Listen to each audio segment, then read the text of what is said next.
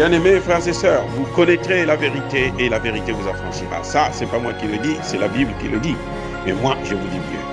Vous connaîtrez la vérité historique, notamment celle de vos ancêtres kémites, et vous aurez une vision globale de ce que c'est que la vraie souveraineté politique. J'ajoute, vous reviendrez à la spiritualité africaine ancestrale et vous comprendrez les enjeux de l'indépendance économique. Et pour terminer, vous accepterez votre identité culturelle kémite et vous obtiendrez deux choses. La première, c'est la paix. La seconde, c'est le développement, à une condition. L'unité de toute l'Afrique noire, l'unité de tous les Noirs du monde entier. Otep à tous. Bienvenue encore sur la chaîne des panafricanistes par essence, par conviction et par excellence, celle des citoyens kémites par nécessité et obligation de combat. Nous sommes une chaîne qui n'est guidée que par nos ancêtres et rien que par les ancêtres qui appartiennent à l'égrégore du monde noir. Par conséquent, nous ne croyons en aucun Dieu venu de l'étranger. Toutefois, cette vidéo n'est aucunement destinée à inciter à la haine ou à la violence, car nous menons un combat qui est d'abord et avant tout spirituel, intellectuel et démocratique. Ensuite, il est politique, géopolitique et géostratégique. Contre l'impérialisme, le colonialisme, le néocolonialisme et l'endocoloniat, qui sont tous qualifiés de crimes contre l'humanité. Nous menons ce combat sur la base du principe fondamental que nous avons hérité de nos ancêtres kémites, qui est celui de la Mahat, c'est-à-dire solidarité, vérité et justice. Vous êtes donc en droit de connaître la vérité et nous avons l'obligation de vous dire la vérité, rien que la vérité, afin que justice soit rendue au continent africain. Et ça, c'est notre modeste contribution dans cette noble lutte en faveur de la souveraineté, la dignité, la solidarité et l'unité africaine. C'est exactement ça que nous appelons le panafricanisme. Bien-aimés frères et sœurs, la CEDEAO vient de confirmer les sanctions contre la Guinée, le Mali, le Burkina Faso. Parmi les sanctions, la sanction qui me pousse aujourd'hui à vous faire cette vidéo, c'est celle qui concerne l'interdiction de voyager. La CEDEAO dit que les pays, les dirigeants du Mali, du Burkina Faso et de la Guinée n'ont pas le droit de voyager. Bon, c'est-à-dire que, bon, je comprends, c'est vrai que, bon, ils sont au service de l'Union européenne, de la France, des États-Unis, de l'OTAN, mais parfois, je crois que nos dirigeants là ont un problème au niveau de leur tête. Ça doit être ce que moi j'appelle le sardinisme. C'est-à-dire qu'ils ne réfléchissent pas, ils n'ont pas de tête, ils sont comme... Hein, vous voyez, les sardines là, ils n'ont pas de tête. Hein, on ne voit pas les têtes des sardines, elles n'ont pas de tête. Donc, ils sont comme ça, pas de tête, donc pas de réflexion en quelque sorte. Vous dites à des États souverains, aux dirigeants des pays souverains, interdiction de voyager. Voyager où? Est-ce que eux, ils ont le droit d'interdire aux pays, aux trois pays là, de voyager par exemple d'aller en Europe? À supposer qu'ils avaient envie d'aller en Europe, est-ce que la CEDEAO a le droit d'interdire à ces pays de sortir pour aller en Europe, pour aller en Chine, pour aller en Russie, pour aller aux États-Unis? Est-ce qu'ils ont ce droit? Sur le plan diplomatique, est-ce qu'ils ont ce droit? Ou bien l'interdiction, c'est seulement l'interdiction de rentrer dans les pays de la CEDEAO. C'est-à-dire, aller par exemple, ils n'ont pas le droit d'aller au Sénégal, d'aller en Côte d'Ivoire, d'aller au Nigeria, d'aller au Ghana, ainsi de suite. Est-ce que c'est ça l'interdiction? Ils n'ont qu'à nous préciser, on va comprendre. Parce que cette interdiction, elle est complètement stupide. Et prendre une interdiction stupide, ça veut dire que ceux qui ont pris cette décision ne sont que des stupides. Je suis désolé d'être dur comme ça, mais c'est la réalité. Vous ne pouvez pas demander à un État souverain que non, mais écoutez, vous ne devrez pas sortir. Donc, le Burkina Faso, Traoré, n'a pas le droit de venir au Mali. Il n'a pas le droit d'aller en Guinée-Conakry. Ou Doumbouya n'a pas le droit d'aller au Burkina Faso. Il n'y a pas de sens. Oh, ils ont fait ça parce que ils pensent que ils ont besoin, les dirigeants africains là, ils ont besoin de d'aller en Europe, comme eux ils le font tout le temps. Ils vont en France pour aller commander de l'argent, ils vont en Grande-Bretagne, en Allemagne et autres. Non, c'est fini ça, les gars. Ça n'a pas de sens. C'est là où je dis, mais Embalo est devenu fou. Comment peux-tu t'engager dans une telle situation, des sanctions qui n'ont ni tête ni queue et qui sont inapplicables? À plusieurs reprises, vous savez, Alassane Ouattara avait invité Assimi Goïta en Côte d'Ivoire. Assimi Goïta a refusé. Il n'est pas venu. Emmanuel Macron serait bien content qu'Assimi Goïta aille le rendre visite chez lui là-bas. Emmanuel Macron, lui, a voulu venir au Mali. Assimi Goïta a dit non, je ne veux pas te recevoir. Vous voyez à quel point les choses se passent. Donc, comme disait le président Traoré, je ne suis pas un touriste. Je ne suis pas venu pour faire le tourisme. Je suis venu pour gouverner, pour régler le problème de sécurité. Et le problème de sécurité, là, ça se situe là, dans le pays. C'est au Burkina Faso.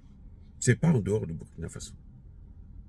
Sa sphère de pouvoir, là, ça se limite sur les limites du territoire burkinabé.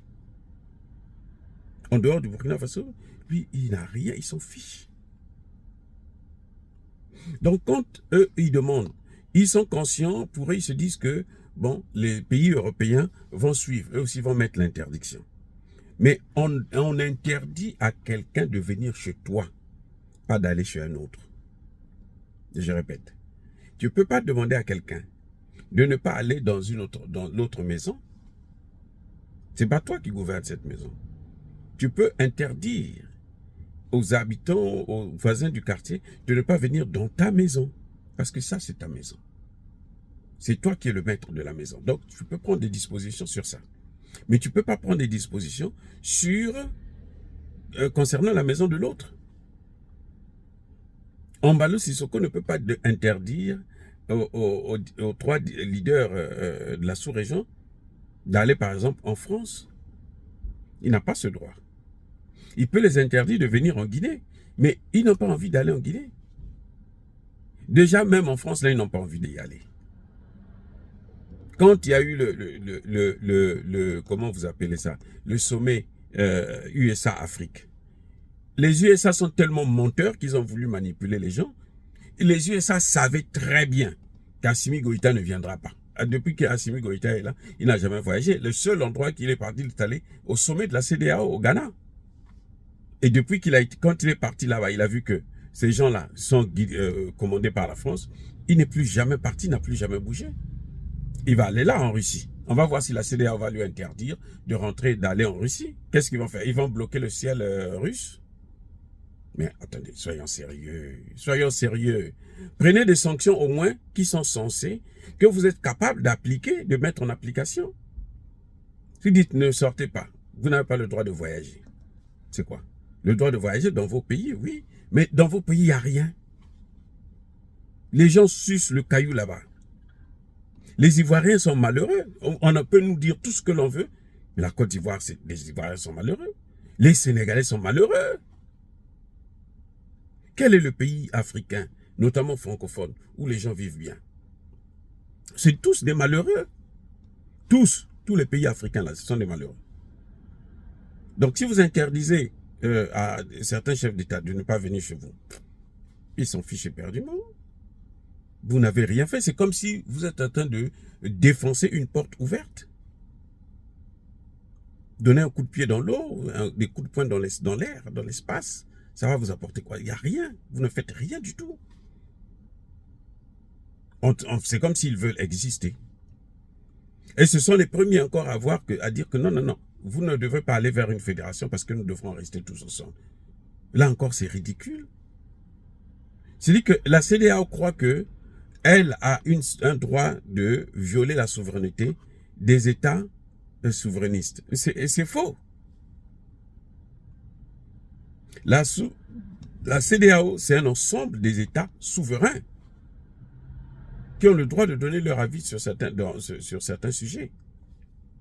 Et que si ils n'ont pas le droit de donner leur avis, ben ils peuvent sortir de la CEDEAO. Pourquoi ils ne les virent pas de la CEDEAO? Ils n'ont qu'à les virer de la CEDEAO, le ciel ne va pas tomber, ils s'en fichent éperdument. À force de vouloir imiter ou de vouloir faire ce que les Blancs vous demandent, les Occidentaux vous demandent de faire, mais vous finissez par devenir ridicule. Non, ils deviennent ridicules, fous, bêtes. Vous prenez des sanctions, vous savez très bien que ces sanctions sont inapplicables. Pourquoi on n'a jamais bloqué l'argent de la Guinée? Parce que la Guinée n'est pas dans le franc CFA. Sinon, la France l'aurait déjà écrasé depuis longtemps. C'est pour ça d'ailleurs que nous conseillons à Assimi Goïta et à Traoré de changer la monnaie. Et comme la CEDEAO leur interdit de voyager, la CEDEAO ne veut pas constater les efforts qu'ils sont en train de faire. Ben, eux, ils n'ont plus besoin de suivre ce que dit la CEDEAO. Le calendrier qu'ils ont présenté à la CEDEAO, il est caduc. Il n'a aucun sens. Il ne se justifie plus. Puisque la CEDEAO ne veut pas travailler avec vous. Et puis que la CEDEAO ne puisse plus envoyer ses représentants spéciaux pour venir dans ces pays. Ce serait bien puisque vous voulez les isoler. Allez-y et isolez-les complètement.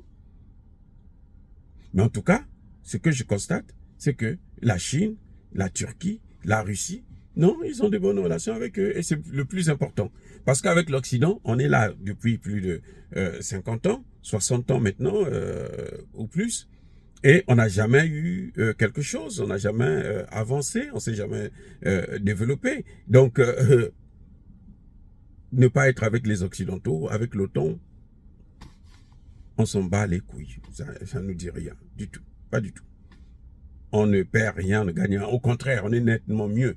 Parce que vaut mieux être seul que d'être mal accompagné. Vous savez ça très bien. Donc la CEDEAO, quand elle prend des sanctions, il devrait quand même, ces gens-là devraient quand même essayer de réfléchir un peu. Se poser la question de savoir, mais est-ce qu'on peut appliquer ces sanctions? Et puis, est-ce que ça peut avoir un effet? Parce que on ne prend pas des sanctions parce que la France vous dit prenez des sanctions. On prend des sanctions parce qu'on se dit non. Mais si on a pris telle sanction, alors on va obtenir telle autre chose en retour. On va obtenir la reddition. Comme ils avaient les premières sanctions là, ils avaient pris les premières sanctions parce qu'ils se disaient que le peuple va se soulever contre Assimi Goïta et puis on va chasser Assimi Goïta. Le peuple ne s'est pas soulevé.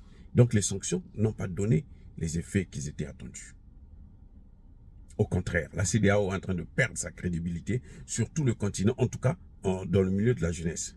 Même si les dirigeants continuent à croire, parce que d'ailleurs eux-mêmes, ils ne croient pas puisqu'ils sont soumis, ils sont colonisés.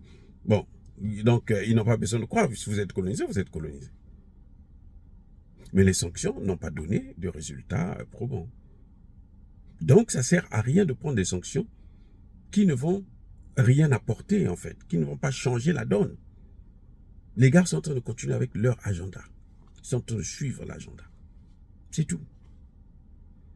Donc la CEDEAO, vous devrez essayer d'être moins ridicule, hein, essayer d'être un peu plus sérieux pour que les gens puissent vous prendre au sérieux.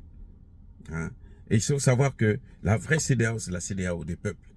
Vous parlez de la CEDEAO, vous êtes incapable. Depuis plusieurs années, ça fait bientôt 20 ans que vous êtes là en train de se battre pour avoir une monnaie commune. Vous n'êtes pas capable de changer la monnaie. Emmanuel Macron est venu, il vous a embrouillé, vous a imposé des choses. Vous êtes là encore, certains parmi vous commencez encore à bouder. Mais il fallait faire ce qu'il vous a demandé puisque vous êtes sa serpillière. Oh, bien aimé frères et sœurs. La CEDEAO est tellement ridicule que ça ne vaut pas toujours la peine d'en parler. Dire cela, c'est inciter à la haine ou à la violence. Non. Il y a Bakolervé, il y a Malem, mais notre rôle, c'est seulement vous informer, vous faire prendre conscience des enjeux de la géopolitique mondiale aujourd'hui et quelle est la place que l'Afrique devrait occuper et comment l'Afrique doit se comporter dans cette géopolitique, dans cette donne qui est en train de se tourmenter le monde entier. Encore une fois, je persiste et je signe, soyez bénis, abondamment bénis par le Dieu des Kémites et par nos ancêtres angélisés. Que tous ceux qui persécutent les Africains, tous ceux qui déstabilisent le continent et pillent ses matières premières, qu'ils soient maudits, punis, foudroyés, neutralisés par le Dieu des Kémites et par nos ancêtres angélisés. Vive l'Afrique éternelle. J'ai dit et j'assume.